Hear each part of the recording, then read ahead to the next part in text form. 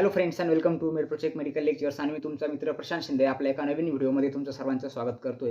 तर मित्रांनो, आपण सेकंड चॅप्टर चालू केलेला आहे आपल्या नर्सिंग ॲप्टिट्यूडचा ऑर्गन हायलाइट्स. तर ऑर्गन हायलाइटचे आपले सर्व जे 4 थेरी लेक्चर्स आहेत तर ते सर्व आपले अपलोड करून झालेत आणि आता याच्यावरती आपण एमसीक्यू प्रॅक्टिस मित्रांनो करतोय. तर एमसीक्यू प्रॅक्टिसमध्ये पण आपल्या याच्यावरती जवळपास 26 एमसीक्यू ऑलरेडी करून झालेत, जे आपण मागच्या 2 व्हिडिओमध्ये मित्रांनो अपलोड केलेत. तर आजचा जो व्हिडिओ असणार आहे तर त्यामध्ये आपण नेक्स्ट काही इम्पॉर्टंट एमसीक्यू आहेत तर ते आपण कव्हर करू. टोटल या पीडीएफमध्ये मित्रांनो आपल्याकडे 90 एमसीक्यू आहेत आणि येणारे 4-5 पुढचे व्हिडिओ असतील त्यामध्ये आपण सर्व 90 एमसीक्यू आहेत मित्रांनो तर ते कव्हर करणार आहेत. व्हिडिओ थोडे लेंदी होत आहेत, त्यानंतर कमी एमसीक्यू मित्रांनो कव्हर होत आहेत. I accepted that. बट आपल्याला फक्त एमसीक्यू करायचे नाही आहेत मित्रांनो, आपल्याला फक्त पळायचं नाही आहे. तर त्या एमसीक्यू मध्ये काय नॉलेज आहे, कोणते कोणते ऑप्शन्स आहेत आणि त्या ऑप्शन्स रिलेटेड काय इन्फॉर्मेशन आहे तर ती पण मित्रांनो आपल्याला घ्यायची आहे. म्हणजे नर्सिंग ॲप्टिट्यूडमध्ये आपल्याला 20 आउट ऑफ 20 मार्क्स आलेच पाहिजे, हे आपलं मित्रांनो धोरण ठरलेलं आहे आणि आपण ते यावर्षी घेऊनच राहणार आहे मित्रांनो. ओके, तर बघूया आपण नेक्स्ट इम्पॉर्टंट एमसीक्यू कोणते कोणते आहेत. तर जाऊया आपण डायरेक्टली आपल्या 26 एमसीक्यू पर्यंत. कालचा जो लास्टचा एमसीक्यू होता तर आय थिंक तो आपला एमसीक्यू व्हॉइस बॉक्स केलता आपण. त्यानंतर गॅसेज एक्सचेंज ऑकर्स इन द अल्व्हिओलाइज हा पण आपण एमसीक्यू केला होता. त्यानंतर main muscle of the respiration 25 MCQ पर्यंत आपलं झालं होतं आणि याचा आन्सर होतं मित्रांनो डायफ्रॅम. त्यानंतर आता नेक्स्ट इम्पॉर्टंट आहे मेम्ब्रेन कव्हरिंग द लंग्स. त्याला आपण काय म्हणतो मित्रांनो प्लुरा. प्लुरा म्हणजे काय, आपले जे लंग्स आहेत तर लंग्सच्या अराउंडची जी कव्हरिंग असते तिला आपण म्हणतो प्लुरा. त्यानंतर मी तुम्हाला प्लुराचे मित्रांनो 2 टाईप सांगितले होते, म्हणजे त्याच्या 2 ज्या लेयर्स आहेत तर त्या आपण एक्सप्लेन केल्या होत्या. त्यामध्ये मी पॅराटल प्लुरा आणि व्हिसरल प्लुरा हे सांगितलं होतं. त्यानंतर 2 प्लुरामध्ये स्पेस असते, इंटरल प्लुरल स्पेस. त्या स्पेसबद्दल आपण बघितलं होतं. त्याच्यामध्ये किती अमाऊंटमध्ये फ्लुइड प्रेझेंट असतं ते पण सांगितलं होतं मी तुम्हाला. आणि ते फ्लुइड जर एक्सेसिव्ह जर झालं तर त्याच्यामध्ये कोणता डिसीज होतो, प्लुरल इफ्युजन, त्याच्याबद्दल पण मित्रांनो सांगून झाले. ओके, तर आता बाकीचे जे ऑप्शन्स आहेत त्या ऑप्शनबद्दल आपण थोडक्यात एक रिव्ह्यू बघू. ओके, पेरिटोनियम काय आहे. आता पेरिटोनियम म्हणजे काय, आपलं जे ॲब्डोमिनल ऑर्गन्स आहेत त्याच्या अराउंड जी कव्हरिंग असते त्याला आपण म्हणतो पेरिटोनियम.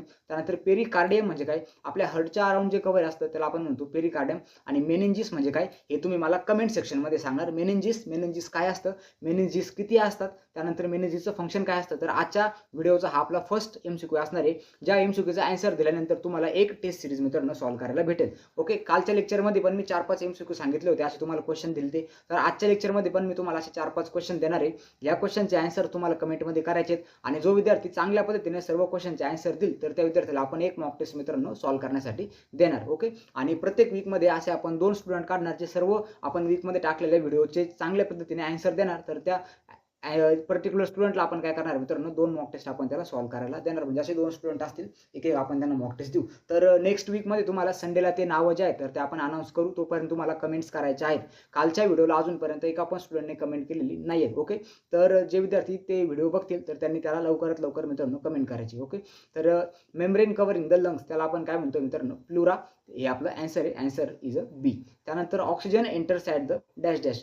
त्यानंतर ब्रॉन्काय, ट्रकिया, त्यानंतर अल्व्हिओलाइज आणि लॅरिंग्स. तर याचं काय आन्सर असेल मित्रांनो, सी नंबरचा आन्सर आहे अल्व्हिओलाइज. आता याच्यामध्ये काय, oxygen enters into the blood. Okay, oxygen enter the blood म्हणजे काय, की याच्यामध्ये त्यांना क्वेश्चनमध्ये असं विचारायचं आहे की आपलं जे ऑक्सिजन आहे आणि कार्बन डायऑक्साईड आहे तर ते ब्लड सोबत कुठे इंटरॅक्ट होतात किंवा कुठे ट्रान्सफर आउट होतात.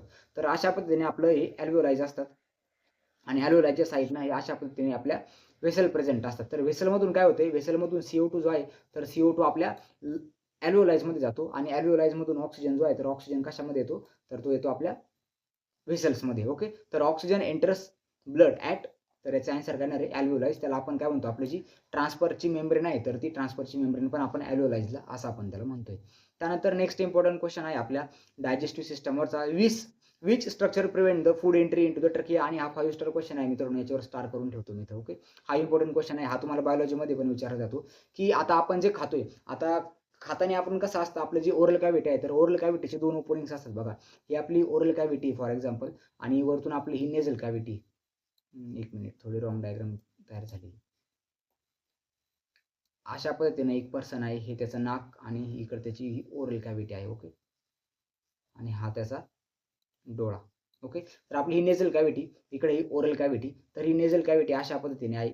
त्यानंतर नेझल कॅव्हिटी आणि ओरल कॅव्हिटीला जे आपलं पॅलेट असतं तर ते डिवाइड करत असतं आणि इकडे ही आपली आहे खालची ओरल कॅव्हिटी. ओके, तर ओरल कॅव्हिटी आणि नेझल कॅव्हिटी. तर ओरल कॅव्हिटी आणि नेझल कॅव्हिटी एका ठिकाणी दोन्ही पण एकत्र येतात. तर हे एकत्र येणारा जो पार्ट आहे याला आपण काय म्हणतो, फॅरिंग्स असं म्हणतो. त्यानंतर हा जो फॅरिंग्स आहे तर फॅरिंग्स पुढे 2 पार्टमध्ये डिवाइड होतो, असं अँटेरियर पार्ट आणि पोस्टेरियर पार्ट.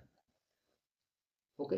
अँटिरियरली जे आहे, तर अँटिरियरली काय असतं, अँटिरियरली तुमचा ट्रकिया प्रेझेंट असतो. आता इथे मी दुसरा कलर यूज करतो, म्हणजे तुम्हाला समजेल. येलो कलर आपण इथे घेऊ आणि थोडासा त्याला आपण थिन करू. ओके. तर इकडून आपलं नेझल कॅव्हिटी आहे. नेझल कॅव्हिटीमधून जे एअर येणार, तर एअर कशी येणार, इकडे समोरच्या साईडला येणार आणि ओरल कॅव्हिटीला आपण करू ब्लू कलर. ओके. ओरल कॅव्हिटीमधून आपण जे पण खातोय, तर ते कुठे जातं, इसोफेगसमध्ये जाते. म्हणजे इथे बघा, एका ठिकाणी याच्या सर्व दोन्ही गोष्टी आहेत, तर ते एकमेकाला काय होतात, क्रॉस होतात.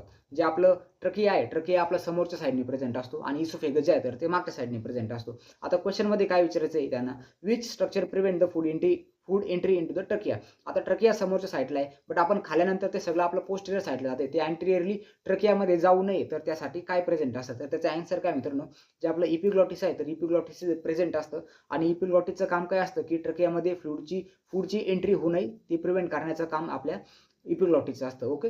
तर इपिग्लॉटिस ही जी आहे, तर आपली फर्स्ट ट्रकियल रिंग आपण त्याला म्हणतो. ओके. इपिग्लॉटिस ती प्रेझेंट असते. त्यानंतर ब्रॉन्काइज असतात. ब्रॉन्काइजला आपण काय म्हणतो, airway passage into the lungs. त्यानंतर फॅरिंग्स काय, फॅरिंग्स पण तुम्हाला समजलंय. ॲल्व्होलाइजला आपण काय म्हणतो, जिथं आपलं ऑक्सिजन आणि कार्बन डायऑक्साईड ट्रान्सफर होतं ब्लडसोबत, त्याला आपण म्हणतो ॲल्व्होलाइज. एक सॅक लाईक स्ट्रक्चर असतं, त्याला आपण काय म्हणतो, ॲल्व्होलाइज. ओके. तर याचा आन्सर काय मित्रांनो, इपिग्लॉटिस हे त्याचा आन्सर आहे. हे तुम्हाला ध्यानात ठेवायचं आहे.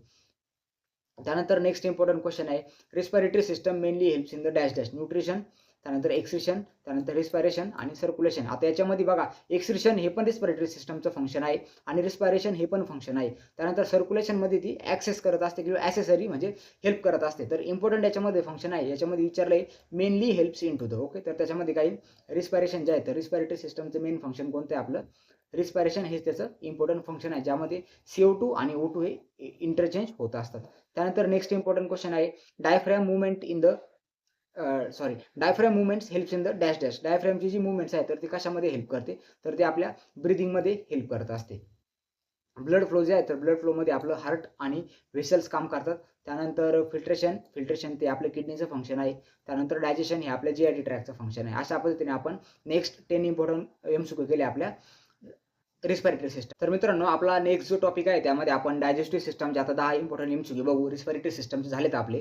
तर मित्रांनो, डायजेस्टिव्ह सिस्टमचे MCQ स्टार्ट करण्यापूर्वी तुमच्यासाठी एक इम्पॉर्टंट नोटीस अशी आहे, की ज्या विद्यार्थ्यांनी अजूनपर्यंत आपले मेडप्रोचेक मेडिकल लेक्चर्सचे हे नर्सिंग ॲप्टिट्यूडचे क्लासेस परचेस केले नसेल, तर त्यांनी लवकरात लवकर मित्रांनो बॅच परचेस करायची. कारण की तुम्हाला पहिले जे 2 टॉपिक होते, तर ते डेमो लेक्चर्स म्हणून YouTubeला बघायला भेटले. बट यानंतरचे जे नेक्स्ट जे सर्व इम्पॉर्टंट लेक्चर्स असणार आहेत, तर ते सर्व तुम्हाला आपल्या बॅचमध्ये बघायला भेटतील. तर लवकरात लवकर तुम्ही बॅच जॉइन करायची. ₹499 मित्रांनो फक्त बॅचची फीज असणार आहे. बॅच अशा विद्यार्थ्यांसाठी खूप इम्पॉर्टंट असणार आहे, ज्या विद्यार्थ्यांना फिजिक्स आणि केमिस्ट्री थोडं हार्ड जातंय, तर त्या विद्यार्थ्यांनी इंग्लिश, बायोलॉजी आणि नर्सिंग ॲप्टिट्यूड 3 विषयावर त्यांचं जे आहे, तर ते जास्त स्टडी त्यांनी ह्या 3 विषयाचा केला पाहिजे. जेणेकरून इकडे जर चांगले मार्क जर आले, इकडे तिन्ही विषयाचे मिळून तुम्हाला 60 मार्क आहे. बघा मित्रांनो, फिजिक्स आणि केमिस्ट्री तुम्हाला 40 मार्क आहे आणि बाकीचे 3 विषय मिळून तुम्हाला 60 मार्क. ह्या 60 पैकी जर तुम्ही 50 मार्क जर घेतले आणि फिजिक्स केमिस्ट्री मिळून तुम्ही जर 20-25 जरी मार्क जर घेतले, तरी पण तुम्ही 75 मार्कपर्यंत गेले, तर तुम्हाला चांगले पर्सेंटाइल 85+ पर्सेंटाइल मित्रांनो येतील. तर फिजिक्स केमिस्ट्री जरी तुम्ही थोडा म्हणजे तुम्हाला जरी येत नसेल, पण मग तुम्ही त्यासाठी नर्सिंग ॲप्टिट्यूडला थोडी कमांड चांगली केली पाहिजे तुमची नर्सिंग ॲप्टिट्यूडवर आणि तुम्ही नर्सिंग ॲप्टिट्यूडला 20 आउट ऑफ 20 मार्क्स घेण्याचं स्वप्न ठेवलं पाहिजे. त्यासाठी तुम्ही आपली बॅच मित्रांनो जॉइन करा आजच. लिंक तुम्हाला व्हिडिओच्या डिस्क्रिप्शनमध्ये दिलेली आहे. त्यानंतर WhatsApp ग्रुपची लिंक आहे व्हिडिओच्या डिस्क्रिप्शनमध्ये. लगेच आज जा आणि WhatsApp ग्रुप जॉइन करा. तिथून मला मेसेज करा आणि बॅच कशी जॉइन करायची सर्व इन्फॉर्मेशन तुम्हाला दिली जाईल. जर कोणाला डायरेक्ट बॅचमध्ये एनरोलमेंट करायची असेल, तर Google फॉर्मची लिंक आहे. तुम्ही फॉर्म फिल करा. तुम्हाला बॅचमध्ये मित्रांनो एंट्री दिली जाईल. तर आपण बाकीचा जो थेरी लेक्चर आहेत नर्सिंग ॲप्टिट्यूडचे लवकरच आपल्या बॅचमध्ये मित्रांनो अपलोड करणार आहे. आतापर्यंत जेवढे झाले तेवढे अपलोडेड आहेत. नवीन लेक्चर पण मित्रांनो तिथे येतील. ओके. तुम्हाला सर्व लेक्चर्स आहेत, तर ते रेकॉर्डेड फॉर्ममध्ये भेटतील बघायला. माझ्यासोबत पण इंटरॅक्शन तुमचं होतच राहील ग्रुपमधून. तर तुम्हाला एकदम प्रॉपरली नर्सिंग ॲप्टिट्यूड सब्जेक्ट मित्रांनो करून घेतला जाईल. ओके. तर आपला नेक्स्ट इम्पॉर्टंट MCQ बघू मित्रांनो. तो आहे आपला food pipe is dash dash. Food pipe हे म्हणजे कुठलं स्ट्रक्चर आहे खालीलपैकी ज्याला आपण फूड पाईप म्हणतो, तर याचा आन्सर काय, इसोफेगस. तर आता इसोफेगस बद्दल काही इम्पॉर्टंट गोष्टी आपण बघू. तर आता इसोफेगस जर बघितलं, तर इसोफेगस कुठून असतं, फॉर एक्झाम्पल ही आपली काय oral cavity. Okay. Oral cavity आणि इकडे आपलं काय मित्रांनो, इकडे आपलं स्टमक प्रेझेंट आहे. आता इकडे माझी डायग्राम आहे, डायग्रामने माझा फोटो आहे, त्याच्यावरच तुम्हाला सांगतोय मी. ओके. तर इथून आपल्या ओरल कॅव्हिटीचा जिथं एंड होतो, तर एंडपासून आपलं एक जे स्ट्रक्चर असतं त्याला आपण काय म्हणतो, इसोफेगस म्हणतो. जो ओरल कॅव्हिटीचे एंडिंग पासून तर स्टमकच्या स्टार्टिंग पर्यंत एक स्ट्रक्चर प्रेझेंट असतं, त्याला आपण म्हणतो इसोफेगस. आता थोडी आपण 3D डायग्राम काढू. ओके. 3D डायग्राम मधून तुम्हाला लगेच समजेल. त्यासाठी आपल्याला थोडासा लागेल व्हाईट बॅकग्राऊंड. ओके. आपल्याकडे सरफेस पूर्ण तयार आहे आणि आपल्याला थोड्याची थिकनेस करावी लागेल कमी.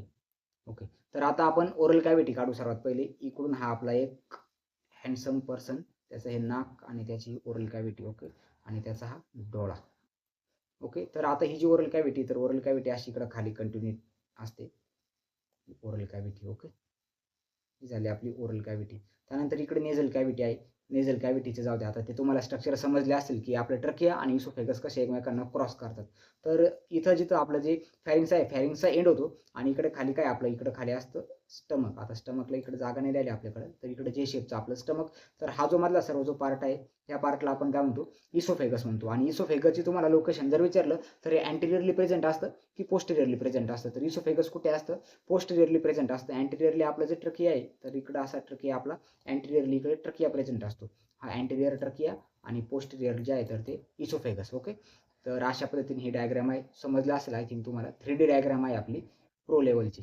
तर त्यानंतर आता नेक्स्ट इम्पॉर्टंट MCQ आहे बघा, digestion mainly occurs in dash dash. Digestion कुठं होतं. ओके, तर याचा आन्सर बघा कुठे, माउथ, स्टमक, इसोफेगस आणि कोलन. आता मित्रांनो, डायजेशन जर एकदम प्रॉपरली जर बघितलं ना आपण, तर ॲब्झॉर्प्शन जे आहे तर ते आपल्या स्मॉल इंटेस्टाईनमध्ये होत असतं. आणि मोस्ट जे डायजेशन आहे तर ते पण आपल्या स्मॉल इंटेस्टाईनमध्येच होतं. बट इथे ऑप्शनमध्ये आपल्याला स्मॉल इंटेस्टाईन दिलेलं नाही आहे, म्हणून आपण राईट आन्सर आपलं जे स्टमक आहे तर स्टमकला आपण राईट आन्सर इथं आपण कन्सिडर करतोय. ओके, पण जर प्रॉपरली जर बघितलं तर डायजेशन आपल्या स्मॉल इंटेस्टाईनमध्ये आपण कन्सिडर करतो. त्यानंतर नेक्स्ट इम्पॉर्टंट जो क्वेश्चन आहे, first part of the small intestine is dash dash. Okay, jejunum, ileum, duodenum आणि सिकम. तर आता स्मॉल इंटेस्टाईन जे आहे तर स्मॉल इंटेस्टाईनची लेंथ किती असते आणि त्याची डायमीटर किती असते हे तुम्हाला मला कमेंट सेक्शनमध्ये मित्रांनो सांगायचं आहे. ओके, ज्या विद्यार्थ्यांना टेस्ट सिरीज पाहिजे असेल तर त्यांनी याचं पण आन्सर द्यायचे. स्मॉल इंटेस्टाईनची लेंथ आणि स्मॉल इंटेस्टाईनची डायमीटर जे आहे तर ती तुम्हाला सांगायची. त्याचे 3 पार्ट जे आहेत तर ते मी तुम्हाला सांगतो. ड्युडेनम, त्यानंतर जेजुनम आणि इलियम असे 3 पार्ट असतात. यामुळे की पहिला जो पार्ट आहे तर तो असतो आपला ड्युडेनम, त्यानंतर सेकंड जो पार्ट आहे त्याला आपण म्हणतो जेजुनम आणि थर्ड जो पार्ट आहे त्याला आपण काय म्हणतो, इलियम. तर असे 3 पार्ट आपल्या स्मॉल इंटेस्टाईनचे मित्रांनो असतात. त्यानंतर सिकम जो आहे तर सिकम आपला लार्ज इंटेस्टाईनचा पार्ट आहे आणि फर्स्ट पार्ट आपण कशाला म्हणतो, ड्युडेनम. तर ड्युडेनमचा शेप असतो मित्रांनो, सी शेपचं ड्युडेनम प्रेझेंट असतं. अशा पद्धतीने सी शेपचं ड्युडेनम प्रेझेंट असतं.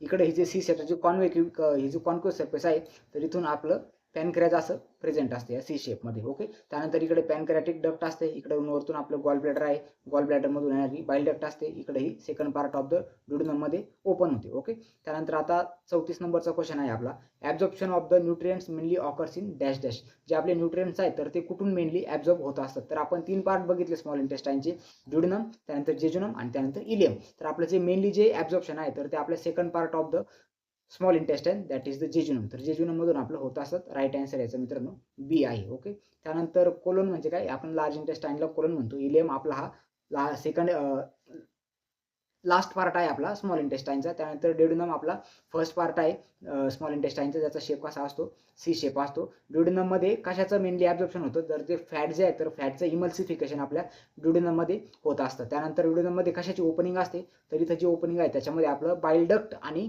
पॅनक्रियाटिक डक्ट ह्या इथे ओपन असतात सेकंड पार्ट ऑफ द ड्युडेनममध्ये. हा पण तुमच्या एक्झामच्या दृष्टीने इम्पॉर्टंट टॉपिक आहे. त्यानंतर व्हिटॅमिन B12 हे कुठे ॲब्झॉर्ब होतं, तर हा पण क्वेश्चन आहे इम्पॉर्टंट आणि याच्यावर मी तुम्हाला MCQ देणार आहे तुम्हाला स्टडी करण्यासाठी.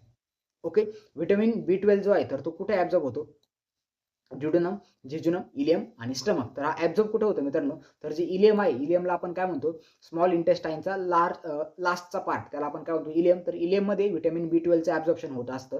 त्यानंतर व्हिटॅमिन B12च्या ॲब्झॉर्प्शनसाठी एक फॅक्टर लागत असतो, त्याला आपण म्हणतो इंट्रिन्सिक फॅक्टर. आणि तो इंट्रिन्सिक फॅक्टर मित्रांनो आपल्या स्टमकमधून सिक्रेट होत असतो. तर आता या स्टमकमधून कोणत्या सेल्स असतात जो हा इंट्रिन्सिक फॅक्टर सिक्रेट करतात हे तुम्हाला मित्रांनो कमेंट सेक्शनमध्ये सांगायचं आहे. आजचा हा थर्ड MCQ असणार आहे. त्यानंतर आपला नेक्स्ट MCQ जो आहे 36 नंबरचा, which organ secrete the insulin. Insulin कुठून सिक्रेट होतं, तर त्याचा आन्सर काय असणार आहे मित्रांनो, आपलं जे पॅनक्रियाज आहे तर पॅनक्रियाजमध्ये इन्सुलिन सिक्रेट होतं. आजचा फोर्थ MCQ लिहून घ्या की इन्सुलिन जर पॅनक्रियाजमधून सिक्रेट होतं तर पॅनक्रियाजमधल्या कोणत्या सेल्स इन्सुलिनला सिक्रेट करतात आणि पॅनक्रियाचा जो पार्ट इन्सुलिन सिक्रेट करतो तर तो एंडोक्राइन आहे की एक्झोक्राइन आहे हे तुम्हाला मला कमेंट सेक्शनमध्ये सांगायचं आहे मित्रांनो. त्यानंतर गॉल ब्लॅडर आहे, त्यानंतर स्प्लीन आणि लिव्हर हे सर्व आपले बाकीचे ऑप्शन्स आहेत. लिव्हर जो आहे तर लिव्हर आपला ॲब्डोमिनल कॅव्हिटी मधला सर्वात लार्जेस्ट ऑर्गन आहे, ट्रँग्युलर शेपचा ऑर्गन आहे, ब्राऊन कलरचा ऑर्गन आहे आपला लिव्हर. त्यानंतर गॉल ब्लॅडर जो आहे तर गॉल ब्लॅडर म्हणजे काय असतं, गॉल ब्लॅडर हे असं शॅक टाईपचं एक स्ट्रक्चर प्रेझेंट असतं आपल्या लिव्हरच्या पोस्टेरियर सरफेसवर, इन्फेरो पोस्टेरियर सरफेसवर किंवा पोस्टेरो इन्फेरियर सरफेसवर आपल्या लिव्हरच्या हे गॉल ब्लॅडर प्रेझेंट असतं. त्यानंतर गॉल ब्लॅडरमध्ये जर बघितलं आपण तर त्याचं इम्पॉर्टंट फंक्शन काय असतं, जे आपलं बाईल आहे तर बाईल कुठे सिक्रेट होतं, तर ते आपल्या लिव्हरमध्ये सिक्रेट होतं. तर बाईल जे आहे तर इकडून राईट हेपॅटिक आणि लेफ्ट हेपॅटिक डक्ट येतात, त्यानंतर कॉमन हेपॅटिक डक्ट बनून इकडे सर्व बाईल आपल्या सिस्टिक डक्टमधून येत असतं आपल्या गॉल ब्लॅडरमध्ये. आणि ज्यावेळेस आपण फॅट कन्झ्युम करणार तर फॅटच्या डायजेशनसाठी हे बाईल जे आहे तर बाईल ज्यूस लागत असतं. त्या टायमाला हे जे बाईल आहे तर ते आपल्या सेकंड पार्ट ऑफ ड्युडेनममध्ये मित्रांनो इथे येत असतं. इकडे मी तुम्हाला सांगितलं की सी शेपचं आपलं ड्युडेनम आहे, त्याच्या सेकंड पार्टमध्ये ओपन होतं बाईल डक्टमधून. ओके, तर गॉल ब्लॅडरचं इम्पॉर्टंट काम काय आहे की हे टेम्पररी स्टोरेज हाऊस असतं. कशासाठी तर आपलं जे गॉल ब्लॅडरमध्ये जे आपलं जे बाईल हाऊस त्याला आपण गॉल ब्लॅडरमध्ये जे मेनली बाईल आहे. ओके, तर बाईलला इथे सिक्रेट करण्याचं सिक्रेट आपल्या लिव्हरमधून होतं, पण त्याला स्टोअर करून ठेवण्याचं काम आपल्या गॉल ब्लॅडरचं असतं. त्यानंतर नेक्स्ट आहे स्प्लीन. तर स्प्लीन जे आहे तर इथे आपण अशा पद्धतीने पॅनक्रियाज बघितला तर पॅनक्रियाच्या शेवट असा एक ब्लॅकिश कलरचा थोडासा ऑर्गन असतो, त्याला आपण काय म्हणतो स्प्लीन. ओके, आता स्प्लीनचं जर इम्पॉर्टंट काम जर बघितलं तर आपली जी इम्युनिटी आहे तर इम्युनिटीमध्ये स्प्लीनचं काम असतं आणि आरबीसीला ब्रेकडाऊन करण्याचं काम हे स्प्लीनचं असतं. बट आपण फिटल लाईफमध्ये जर बघितलं तर स्प्लीनचं काय काम असतं तर आरबीसी फॉर्मेशन करण्याचं काम हे स्प्लीनचं असतं. त्यामुळे फिटलला आपण काय म्हणतो ग्रेव्हयार्ड म्हणजे स्मशानभूमी. जन्मानंतर त्याला ग्रेव्हयार्ड म्हणून पण कन्सिडर केलं जातं. त्यानंतर 37 नंबरचा MCQ आहे बघा. Digestive enzymes are secreted by dash dash. Digestive enzyme जे आहे तर ते कुठून सिक्रेट होतात? स्टमक, लिव्हर, पॅनक्रियास आणि कोलोन. तर ते मेनली कुठून सिक्रेट होतात? आपल्या पॅनक्रियास जे आहे तर पॅनक्रियाजिंगमधून आपल्या डायजेस्टिव्ह एन्झाईम आहेत तर ते सिक्रेट होतात. स्टमकमधून पण होतात, बट मेनली जे आहे तर ते पॅनक्रियासमधून होतात. त्याच्यामध्ये आमायलेज आहे, त्यानंतर लायपेज आहे, तर आपल्या पॅनक्रियासमधून मित्रांनो सिक्रेट होत असतात. त्यानंतर नेक्स्ट MCQ आहे small intestine mainly help in dash dash. Storage, absorption, excretion आणि लास्ट आपलं काय ऑप्शन आहे तर ते आहे मॅस्टिकेशन. तर मॅस्टिकेशनसाठी आपले जे टंग आहेत तर ते काम करतात. त्यानंतर एक्सक्रिशनमध्ये कोण हेल्प करतं? किडनीज आणि लार्ज इंटेस्टाईन हेल्प करणार. त्यानंतर ॲब्झॉर्प्शनमध्ये आपले स्मॉल इंटेस्टाईन हेल्प करणार आणि स्टोरेजचं फंक्शन आहे तर स्टोरेजमध्ये आपलं स्टमक हेल्प करत असतं. ओके, तर ॲब्झॉर्प्शन जे आहे तर ते आपलं फंक्शन आहे मित्रांनो स्मॉल इंटेस्टाईनचं. त्यानंतर नेक्स्ट इम्पॉर्टंट ऑप्शन आहे आपला MCQ आहे ileum is the part of. Ileum कशाचा पार्ट आहे तर तो मित्रांनो तुम्हाला कळलं असेल इलियम आपला लास्ट पार्ट आहे स्मॉल इंटेस्टाईनचा. तर मित्रांनो इकडे एक पोस्टर आहे आपलं मेगा टेस्ट सिरीजचं. ज्या विद्यार्थ्यांनी अजूनपर्यंत आपल्या टेस्ट सिरीजमध्ये इन्व्हॉल्व केले नसेल तर त्यांनी आपली टेस्ट सिरीजची बॅच पण मित्रांनो घ्यायची आहे. टेस्ट सिरीजमध्ये तुम्हाला प्रिव्हियस इयरच्या 5 क्वेश्चन पेपर आणि 15 नवीन डिझाईन केलेले अशा टोटल 20 क्वेश्चन पेपर मित्रांनो तुम्हाला बघायला भेटतील. 20 क्वेश्चन पेपर म्हणजे जवळपास तुमचे 2000 MCQची प्रॅक्टिस याच्यातून मित्रांनो होणार आहे. आणि जशी आपली ॲक्च्युअल नर्सिंग सीटी तुम्ही देणार आहे तर त्याच बेसिसवर सर्व क्वेश्चन मित्रांनो डिझाईन केलेले असणार आहेत. सर्व इम्पॉर्टंट टॉपिक तुम्हाला याच्यामधून मित्रांनो भेटणार आहेत. त्यानंतर सर्व जी प्राइस जर बघितली तर खूप आपण कमी प्राइस ठेवलेली आहे मित्रांनो. 199 रुपये आपण प्राइस ठेवलेली आहे, ज्यामध्ये तुम्हाला प्रिव्हियस 5 क्वेश्चन पेपर आणि त्यासोबत तुम्हाला नवीन 15 क्वेश्चन पेपर अशा टोटल 20 क्वेश्चन पेपर मित्रांनो याच्यामधून बघायला भेटतील. तर याची पण लिंक तुम्हाला व्हिडिओच्या डिस्क्रिप्शनमध्ये भेटेल. तिथून तुम्ही लिंकवर क्लिक करा आणि आपली जी MCQची बॅच आहे तर ती तुम्ही इथून जॉईन करू शकता किंवा डायरेक्ट आपला व्हॉट्सअप ग्रुप जॉईन करा. मी तिथून तुम्हाला सांगेल की कशा पद्धतीने तुम्हाला टेस्ट सिरीज ही जॉईन करायची आहे. टेस्ट सिरीजबद्दल बाकीची इन्फॉर्मेशन आहे आपल्या व्हॉट्सअप ग्रुपवर तुम्हाला मित्रांनो बघायला मिळेल. ओके, तर अशा पद्धतीने आपला आजचा लास्ट MCQ मित्रांनो which is not part of the digestive system. खालीपैकी कोणता हा डायजेस्टिव्ह सिस्टमचा पार्ट नाहीये? इसोफेगस, स्टमक, पॅनक्रियाज आणि ट्रकिया. तर ट्रकिया आपला रेस्पिरेटरी सिस्टमचा पार्ट आहे आणि हा आपला डायजेस्टिव्ह सिस्टममध्ये येत नाही, तर हे त्याचं लास्ट आन्सर मित्रांनो डी. ओके, तर उद्याचा जर लेक्चर असणार आहे तर त्यासाठी तुम्ही सर्वांनी रेडी राहायचं. युरिनरी सिस्टमचे आपण 10 MCQ उद्याच्या लेक्चरमध्ये मित्रांनो कव्हर करू. आय होप तुम्हाला सर्वांना आजचे MCQ समजले असतील, अंडरस्टँड झाले असेल. तर खूप इम्पॉर्टंट MCQ होते आजचे सर्व आपल्या डायजेस्टिव्ह सिस्टमवरचे. आणि जे क्वेश्चन मी तुम्हाला सांगितले तर त्याचे आन्सर तुम्ही फाइंड आउट करा. आपल्या कमेंट बॉक्समध्ये मित्रांनो टाईप करून मला सांगा. ओके, जे विद्यार्थी चांगला रिस्पॉन्स देतील तर त्यांना आपण मित्रांनो एक टेस्ट सिरीज आपण त्यांना फ्री ऑफ कॉस्टमध्ये देऊ. ओके, गिफ्ट म्हणून. तर भेटूया आपल्या उद्याच्या व्हिडिओमध्ये, त्यामध्ये आपण युरिनरी सिस्टमचे MCQ बघू. तर आजचा व्हिडिओ आवडला असेल तर व्हिडिओ लाईक करा आणि कसा वाटला मला कमेंट सेक्शनमधून मित्रांनो